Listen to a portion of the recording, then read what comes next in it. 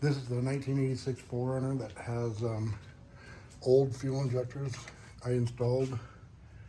They are from another 4Runner that had 380,000 miles on them. As you can see, they're not the cleanest, prettiest things. But I had to reinstall those since this 4Runner would not run with those new injectors. So here it is, starting with those old injectors.